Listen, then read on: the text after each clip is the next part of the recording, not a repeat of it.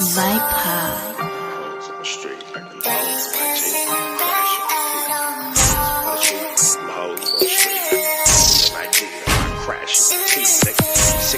On my neck when I got it on me, and I remember I was broke. I've been sipping on this juice and I just hit him for his brick. I'm tripping off my chili and I ain't tripping off no bitch. Said money isn't everything, some stupid ass shit. Cause I ain't never had no problems that the chili couldn't fix. I'm out here getting money, spent that chili on my bitch. I heard he wanted issues, so I bought some extra clips. If it's pressure, I got extras, put a body on my stick. She said she found somebody else, she find that nigga in that ditch. My little bitch kinda toxic, but I love her, she can't breathe without me. Hate when she alone, she swear that she can't sleep without me. Let her play her part to the letter, hard to be without me. Ex is still broke, says she can't afford to bleed without me. Broke baby mama, the only thing that she gon' be without me. Keep it in the tuck, I'm a shooter, they gon' see about me. Shoot your left eye for the chili, how I creep about me. Tell her best friends I'm getting money when they speak about me. Swear to God, oh, bitch, chilled up, 100 on the ground by the pound, told him pick him up. Oh, bitch, chilled up, chopper with a drum, 100 rounds, told him pick him up. Oh, bitch,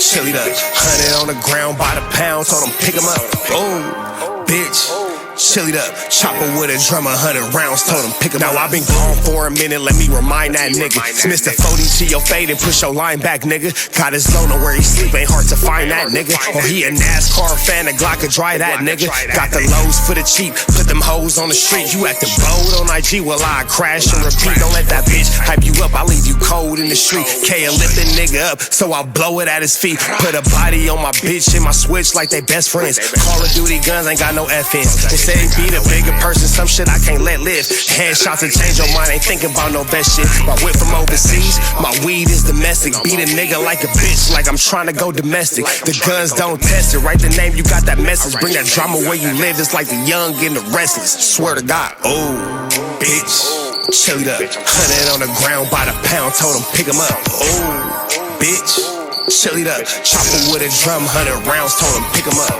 Oh, bitch, chilled up, 100 on the ground by the pound, told him pick him up.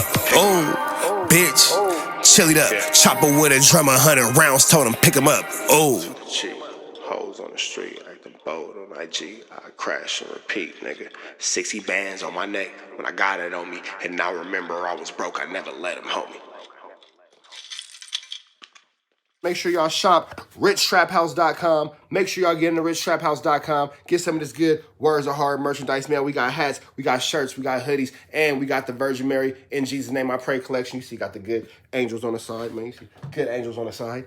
Good angels on the side, you feel me? And then, of course, on the back, In Jesus' Name I Pray. So make sure y'all get into that. If y'all haven't got into that, richtraphouse.com. This is interesting, man. We got Dame Dash talking about Jay-Z and having a beef with Joe Budden. For those of y'all who don't know, Dame Dash, Jay-Z, and Joe Budden, excuse me, were all, I don't want to say maybe label mates, or something like that. I think that Jay-Z was like the president of Def Jam when Joe Budden came along. Something like that, to where Jay-Z played a part in Joe Budden's career as an executive. But they saying that Jay-Z was a hater of Joe Budden. So we finna jump into this content, man. Shout out to the Art of Dialogue. Let's get into this content. Let's go. Speaking of Cam, how did it come about him signing to Roc-A-Fella? I mean, I was managing Cam, Mace, and Bloodshed, and Big L as a group called the Children of the Corn. You know, this is before any of us really, I mean, like Big L at that point was doing the most. He had a deal. And, Cam used to be around me a lot. He was the young fly guy because he was playing ball. He had won, like at 15, he won MVP at the Roc-A. And, I was a little older than him. And I was getting more money than most kids my age, put it like that. And his aunt lived in 1199, or someone related to him by Bloodshed. His cousin Bloodshed. He lived in D building. I lived in B building. So I would see Cam downtown, and I would also see him because I was on 142nd. He was on 139th and 40th. So I would see him uptown. And, so we had that kind of pause, kind of connection. And then he went, so I was either way, like, I was Like, so when I was moving Jay around, Pause, and the original Flavor, I was also trying to do things with Children of the Corn, you know? But for some reason, I forgot what happened, and we went our different ways, and he ended up with Un, and then we were kind of like, we fell out for a minute. And I remember, I'd seen Cam and the Dipset, they was with Un, and they were rehearsing. And I think they had this record called FLAKKO, and they were rehearsing, and it was like they were rehearsing, and I just happened to be there. A lot went on that night, I ain't gonna hold you. But they were rehearsing, they were all going FLAKKO, and they were like doing it to me. Like, and I was pissed the off, like, yo, let me talk to y'all. So I took him and Jim to the side, and I was like, yo, because, he was with Un, and them niggas was from Brooklyn. And I'm like, yo, I don't give a if we beefing or whatever, we from Harlem. We always got to stick together. Don't ever disrespect me in front of anybody. Like, we always got to be good money. It was a real serious conversation. And then I didn't see him for a while. And some other shit happened that night was crazy. I got into it with Un or some shit, and everybody had to come down. It was crazy. But anyway, years later, I think my man Rel called me because Rel's from the block and put me on the phone with Cam. And Cam, I was like, yo, what up? Because I wasn't ever going to, like, turn my back on him. I guess things were going sideways with Un. And I said, come over here. But first I had to get him off his deal. So, I went in there. Her name was Polly Anthony, I think her name was. Polly Anthony. She was running shit at the time. And then there was this other A&R, and Cam and them linked on him heavy. Either way, we got him off Sony. I got MOP off Sony too, or helped strategically. And, I brought him over to Roc-A-Fella from there. I mean, for me, anybody that I f***ed with could come to Roc-A-Fella if they respected, the art. So that's why Big L was on his way to Roc-A-Fella. Like, once I had the plug, pause. Like, once we were on, I was trying to look out for everybody, to be honest. How was having the plug? Pause. I don't get So that was a real thing then. Big L signing to Roc-A-Fella. Yeah, it's not a rumor. That's a fact. I hadn't spoke to Jay about it yet, but I was doing it. You know what I'm saying? That once I say I'm doing it, I'm doing it. So it was just a matter of us getting it. That would be the thing, is I always had to have sign off from all three of them, and this dude would be gone. So I had to do things different. But yeah, Big L, he was definitely. He was gonna be a Roc-A-Fella. You think Jay would have been down with that? I mean, he wasn't down with Kanye. He wasn't down with Nori. He wasn't down with Dipset. He wasn't down with a lot of shit. But at the time, because I had Biggs, it didn't matter what he thought, because it would always be 2-1. And Biggs would always rock with me. It's not like that. It's quietly seeming like Dame Dash took this as an opportunity to throw Jay-Z under the bus. It seems like that's what was going on right now. It seems like Dame Dash saw an opportunity right now to kind of throw a little bit of shade at Jay-Z, because it was no point of bringing up Nori. It was no point of bringing up Dipset. It was no point of bringing up all these other people who you say that Jay-Z wasn't too keen on signing, unless you're trying to destroy those relationships that they have. We know that Dame Dash and Nori are having a little bit of a back and forth right now. They're having a little bit of a 1-2 step like Sierra. You feel me? They having a 1-2 step like Sierra. And I'm not sure where Jay-Z sits with Kanye West right now, but their relationship has been off and on rocky. So it's interesting that Dame Dash decided to bring that particular set of situations up. It kind of seems like there's a little bit of hateration, holleration in this dance or-y, but let's keep going. Now, but, that was where, and now that I think about it, that's why he wanted to get rid of Biggs. Damn, I can't believe I never thought about that. It was because of the voting power. I could see the transition in my field. I had to sit back and ask myself, am I going? So basically, Dame Dash is saying that Jay-Z even wanted to cross out Biggs. Like, this is a little unnecessary. Like, why are we getting here?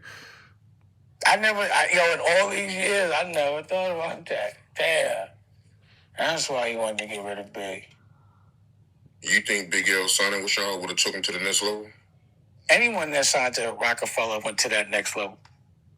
That was the algorithm. Algorithm wasn't even a word at that time, but the behavior pattern and the pattern was just based on.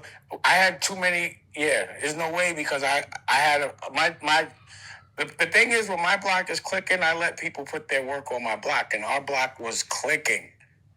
And Big L was like, regardless to what, he was good. I'd have had him with the right producers. I would have had him with the right publicists. I would have been able to pay for co-ops. I would have been able to make sure that, he did his promo tours correctly. I would have been able to make sure he was surrounded by the right people. That's what I did with everybody. I would have been able to make a movie. That was my thing, Every crew that came through made a movie. And he would have came through with a crew. And then him with, like, Dips. Oh, my God, it would have been crazy. Him with MOP. Like even Graph, Graph is still rolling now. Like the guys that I had the whole second phase of Roc-A-Fella set up. Like Cam, MOP, State Property, Joe Buttons, Nori.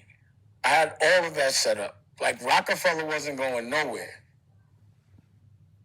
And I was doing that from Rockware office. You know what I'm saying? And bringing the rock and roll and all that. Like, if Roc-A-Fella wouldn't have got dismantled, it would, that's the only thing that's sad about it is it didn't get to realize its full potential. We were just getting started. And speaking of Big L, him and Jay had a battle, right? They battled on 139th Street with me. Yeah, that happened. How did that turn out? It was a good time. In that moment, I would say Jay won because he had to go on Big L's block and survive. But we went on Big L, but he went with me. You know what I mean? So Sean Arnold was like, you think Jay's on? Because they used to tease Jay every day in Harlem all day long. They thought he was the class clown. They used to cut him up all day, until he blew up. And Steve Mack act like, he was doing that because he was with me. I don't care what his reason was. They gave me hell over that guy. So when he would pull up, that's why we used to have to battle all the time. Because I'd be like, my man will bust your ass, pause. And he came to Harlem, and Sean Arnold came up and was like, Big L's over there right now. I'm like, whatever, let's go. And we went over there.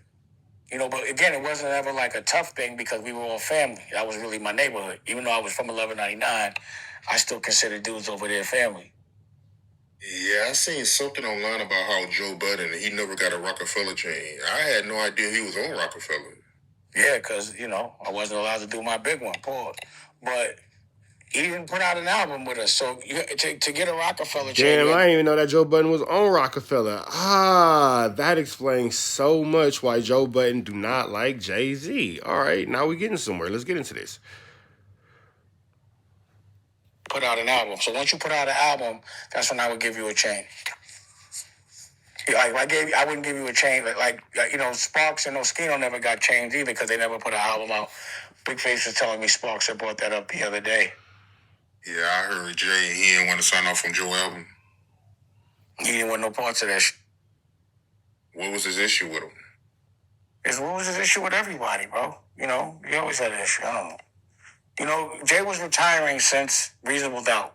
He wanted to get the fuck away from us since Reasonable Doubt. Like, when I see everything, I'm like, why else would he retire every, year, but not retire? So, it was always a problem,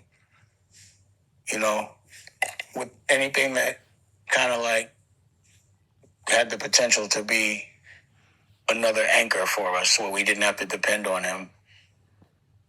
He didn't want none of that. Yeah, that's unfortunate, man. That would have been a dope move, too, him being on Roc-A-Fella. I like that anytime that someone tried to lyrically battle him, that he would step right back. Like, Joe Buttons could rap. Back then. I don't know what he's doing now, but back then he could rap. And also, like, he was like on... So what was happening was anyone that was kind of on Def Jam, that was getting neglected, like Joe Budden, I think, was on Def Jam, and so was Nori, and they were shitting on them. So I'd be like, yo, just come with us. You know what I mean? Like, Twister was supposed to be a Roc-A-Fella. I gave him a chain, I think. But Craig Coleman was hating, and Kanye fucked that deal up. Common Sense was supposed to be a fucking Roc-A-Fella. John Legend was supposed to be a Roc-A-Fella. Like, I taught John Legend. Like, I would have never took John Legend on the road with Kanye and paid for him to go around the world to sing before Kanye sang, unless I thought that he was going to sign with Roc-A-Fella. He did some sneaky shit and went to Sony. But we broke John Legend's career as well.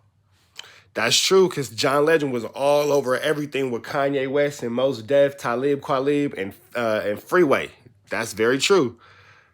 That's very true. All right, man, we up out here to the next one. Y'all know the deal. It's red dots to the left. You know the rest, and it's free. Avenue Angel Tweets free. We gone.